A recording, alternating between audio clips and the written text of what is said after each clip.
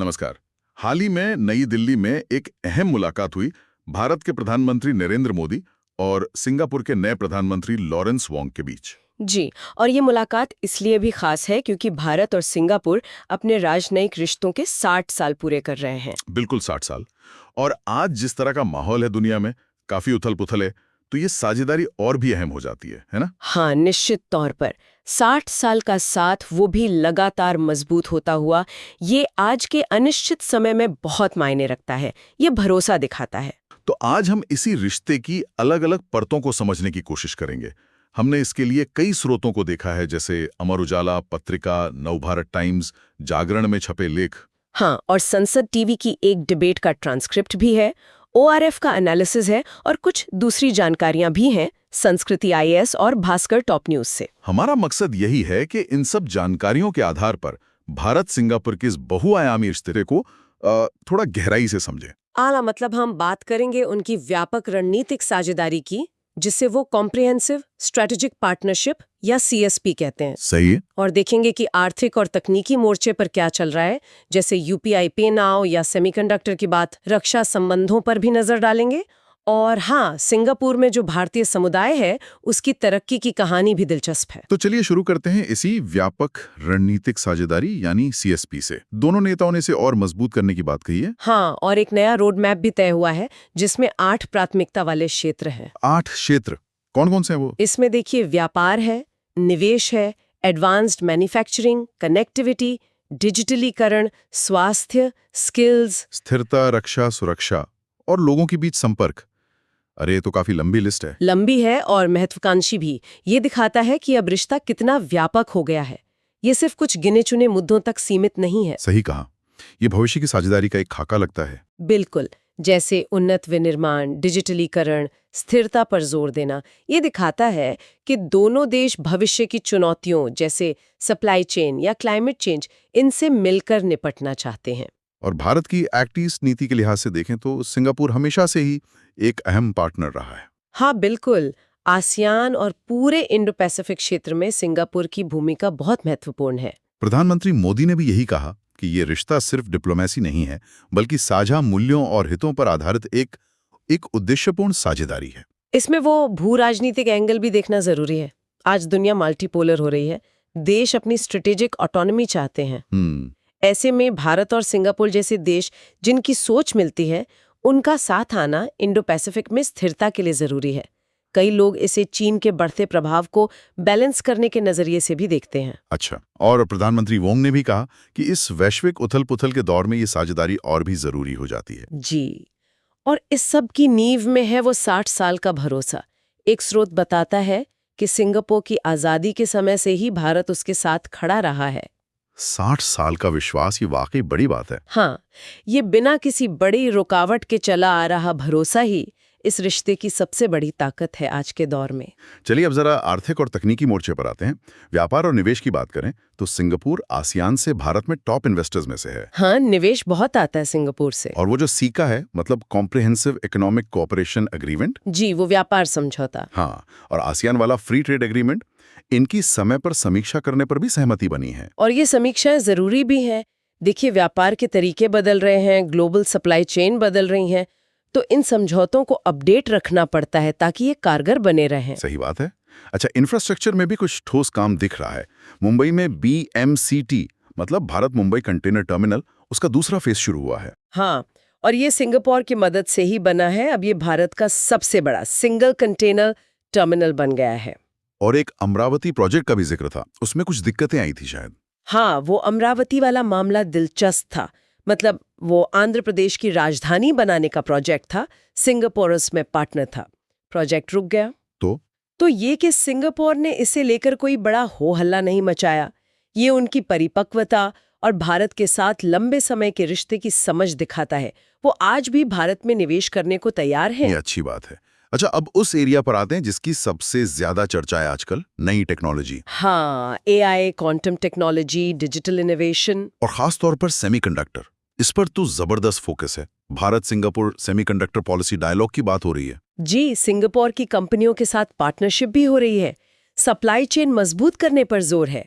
ये सेमीकंडक्टर इतना अहम क्यों हो गया है? अरे, ले समझिए आज के दौर का नया तेल है, हर इलेक्ट्रॉनिक चीज में लगता है। भारत अपने सेमीकंडक्टर मिशन को लेकर बहुत सीरियस है। सिंगापुर के पास इस फील्ड में अनुभव है, पैसा है, तो ये भारत के मेक इन इंडिया और एक भरोसेमंद ग्लोबल सप्लाई चेन हब बनने के सपने के लिए बहुत बहुत जरूरी पार्टनरशिप है। ये सिर्फ आर्थिक नहीं, स्ट्रेटेजिक जरूरत भी है। बिल्कुल। और देखिए ना, तकनीक आम आदमी तक कैसे पहुंच रही है। भारत का यूपीआई और सिंगापुर का पे नाउ, इनका जुड़ना तो कमाल का उदाहरण है। हाँ, ये फिनटेक क्रांति है। अब तो 13 और भारतीय बैंक इससे जुड़ गए हैं। और वो हिटपे वाली साझेदारी भी हुई है ना। हाँ, सिंगापुर में 12,000 से ज्यादा दुकानों पर अब यूपीआई चलेगा। सोचिए, टूरिस्ट के लिए कितनी आसानी हो गई। बिल्कुल, और सिंगापुर वालों के लिए भारत में भी ये डिजिटल ब्रिज लोगों को सीधे जोड़ रहा है। सहयोग के कुछ और नए क्षेत्र भी उभरे हैं। Advance manufacturing, green shipping. Green shipping मतलब पर्यावरण के लिहाज से बेहतर जहाज चलाना। हाँ, फिर स्किल डेवलपमेंट और यहाँ तक कि सिविल न्यूक्लियर एनर्जी में सहयोग की संभावनाएं भी तलाशेंगे। अच्छा, और शहरी जल प्रबंधन का भी जिक्र है। हाँ, अर्बन वाटर मैनेजमेंट। देखिए, ये शहरी प्रबंधन वाला पॉइंट बहुत प्रासंगिक है। एक स्रोत बता रहा था कि कैसे दिल्ली, गुड़गांव जैसे शहर हर मॉनसून में बाढ़ से जूझते हैं। हाँ, ये तो हर साल की कहानी है। और सिंगापुर वाटर मैनेजमेंट और सस्टेनेबल अर्बन डेवलपमेंट में दुनिया में लीडर हैं। भारत उनसे बहुत कुछ सीख सकता है। ये सहयोग आम नागरिक की जिंदगी बेहतर बनाने में सीधे मदद कर सकता है। सही कहा। अच्छा, आर्थिक और तकनीकी ताकत के साथ साथ रक्षा और सुरक्षा सहयोग भी तो जरूरी है किसी भी स्ट्रेटेजिक पार्टनरशिप के लिए। इस मोर्चे पर क्या हो रहा है? यहाँ भी रिश्ता काफी गहरा और पुराना है। रेगुलर डिफेंस मिनिस्टर्स की मीटिंग होती हैं। और वो मिलिट्री एक्सरसाइज? हाँ, जॉइंट मिलिट्री एक्सरसाइज बहुत अहम है। जैसे अभी जोधपुर में बोल्ड कुरुक्षेत्र 2025 हुई। ये आर्मी की एक्सरसाइज है। नेवी के बीच सिम्बेक्स होती है, एयरफोर्स के बीच जेएमटी, ये सब रेगुलरली चलता है। एक बात जो मुझे काफी दिलचस्प लगी वो ये कि सिंगापुर अपनी तीनों सेनाओं आर्मी, नेवी, एयरफोर्स की ट्रेनिंग के लिए भारत की जमीन इस्तेमाल करता है। हाँ, ये वाकई खास बात है। खासकर पश्चिम बंगाल का जो कलाईकुंडा एयरबेस है, वो तो समझिए सिंगापुर एयरफोर्स की ट्रेनिंग के लिए लगभग डेडिकेटेड सा है। भारत आमतौर पर ऐसा करता है क्या दूसरे देशों के साथ? नहीं, सामान्यतः नहीं। सिंगापुर को ये सुविधा देना दिखाता है कि दोनों देशों में आपसी विश्वास कितना गहरा है। ये स्ट्रेटेजिक समझ का प्रतीक है। भारत सिंगापुर को एक बहुत भरोसेमंद रक्षा साथी मानता है। रक्षा में भी नई टेक्नोलॉजी पर फोकस है। Quantum computing, AI, automation. हाँ, और मानव रहित जहाज मतलब अनमैन्ड वेसल्स पर भी सहयोग की बात है। ये सब तो भविष्य की जंग की तैयारी लगती है। बिल्कुल, तकनीक युद्ध का तरीका बदल रही है, तो इस क्षेत्र में साथ काम करना दोनों देशों को आगे रखेगा। उनकी रक्षा क्षमताएं बढ़ेंगी।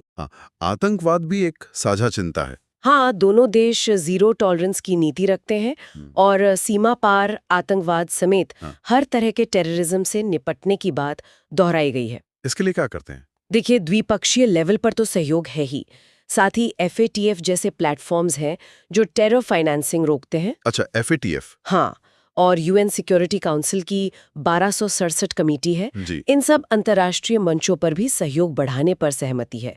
भारत ने हाल के हमलों पर सिंगापुर के समर्थन के लिए आभार भी जताया है। समुद्री सुरक्षा का भी जिक्र था। सिंगापुर ने मलक्का स्ट्रेट्स पेट्रोल में भारत की रुचि का स्वागत किया है। जी, मलक्का स्ट्रेट्स दुनिया के सबसे व्यस्त समुद्री रास्तों में से है। बहुत जरूरी है वो व्यापार के लिए।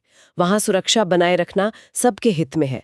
भारत और सिंगापुर का सहयोग यहाँ बहुत मायने रखता है। ये सब तो हो गई स्ट्रेटेजिक और इकोनॉमिक बातें, लेकिन एक पहलू है जो इस रिश्ते को शायद और भी खास बनाता है। कौन सा? वो है लोगों के बीच का जुड़ाव, पीपल टू पीपल कनेक्ट, और सिंगापुर में भारतीय समुदाय की कहानी। हाँ, ये बहुत अहम है।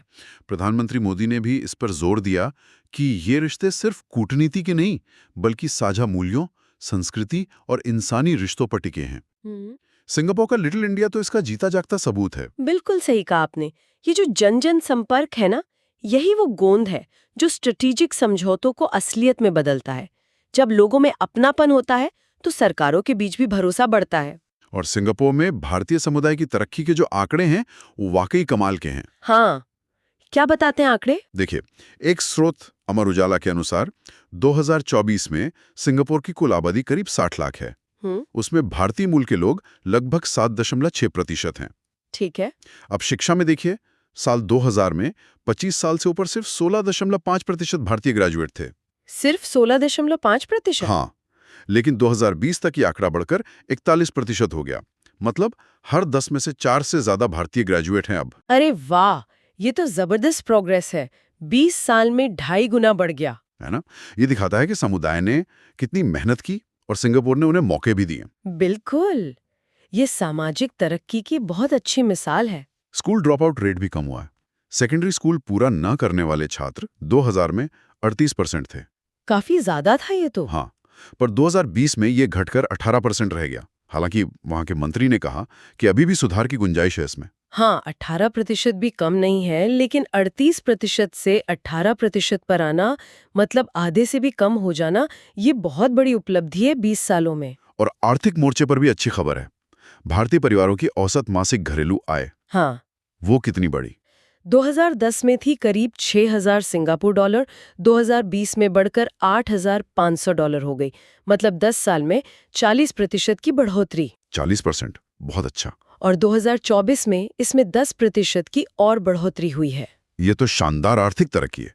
ये दिखाता है कि भारतीय समुदाय सिंगापुर की अर्थव्यवस्था में कितना अहम योगदान दे रहा है। इसमें सिंडा जैसी संस्थाओं का भी रोल बताया गया है, सिंगापुर इंडियन डेवलपमेंट एसोसिएशन। हाँ, ये कम्युनिटी ऑर्गेनाइजेशंस बहुत मदद करती हैं। सिंडा ने 2024 में करीब 31,500 लोगों की मदद की। उसे $1.7 मिलियन का डोनेशन मिला।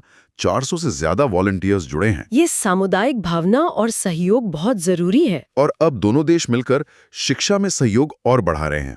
स्कूल लेवल पर higher education, vocational training, research, innovation, teacher training, student exchange, ये सब भी। हाँ, इन सब पर सहमति बनी है। ये तो भविष्य के लिए निवेश है। जब युवा एक दूसरे को जानेंगे, समझेंगे, तो आगे चलकर साझेदारी और भी स्वाभाविक और मजबूत होगी। ये लोगों के बीच का जुड़ाव और प्रवासी भारतीयों की सफलता, ये सब मिलकर इस स्ट्रेटेजिक पार्टनरशिप को एक मानवीय चेहरा देते हैं। तो कुल मिलाकर देखें तो भारत सिंगापुर संबंध कई स्तरों पर बहुत तेजी से आगे बढ़ रहे हैं। एक जैसी स्ट्रेटेजिक सोच है। आर्थिक और तकनीकी जुड़ाव तेज हो रहा है। रक्षा सहयोग मजबूत है। और लोगों के बीच रिश्ते गहरे हो रहे हैं, जिसमें प्रवासी भारतीयों की सफलता का भी बड़ा हाथ है। हाँ, ये सब मिलकर एक बहुत ठोस और क्या कहें बहुआयामी साझेदारी की तस्वीर बनाते हैं। निश्चित रूप से। और ये साझेदारी सिर्फ इन दो देशों के लिए नहीं, बल्कि पूरे इंडो पैसिफिक क्षेत्र के लिए अहम है। बिल्कुल। यहीं पर हम आज की ये बातचीत समाप्त करते हैं, लेकिन श्रोताओं के लिए एक सवाल छोड़ जाते हैं सोचने को। अच्छा, क्या सवाल है? देखिए, सिंगापुर की एक खास बात है, वो सांस्कृतिक और आर्थिक रूप से पश्चिम के नजदीक है, पर है एशिया में। भौगोलिक और आर्थिक रूप से चीन से भी गहरा जोड़ा है। हाँ, वो ईस्ट और वेस्ट के बीच एक पुल जैसा है। उसकी ये पोजीशन बहुत यूनिक है। तो सवाल ये है कि आज की इस बदलती दुनिया में जहां इतनी अनिश्चितता है, भारत और सिंगापुर का ये गहराता हुआ गठजोड़ ये इंडो पैसिफिक क्षेत्र में किस तरह के नए समीकरण बना सकता है? मतलब आसियान की सेंट्रलिटी या बड़ी शक्तियों के साथ रिश्तों को साधने में इसका क्या रोल हो सकता है? हाँ, बिल्कुल। इस भारत सिंगापुर पार्टनरशिप से क्या नई डायनामिक्स या नई संभावनाएं बन सकती हैं रीजन में? ये एक दिलचस्प सवाल है जिस पर हमारे श्रोता सोच सकते हैं।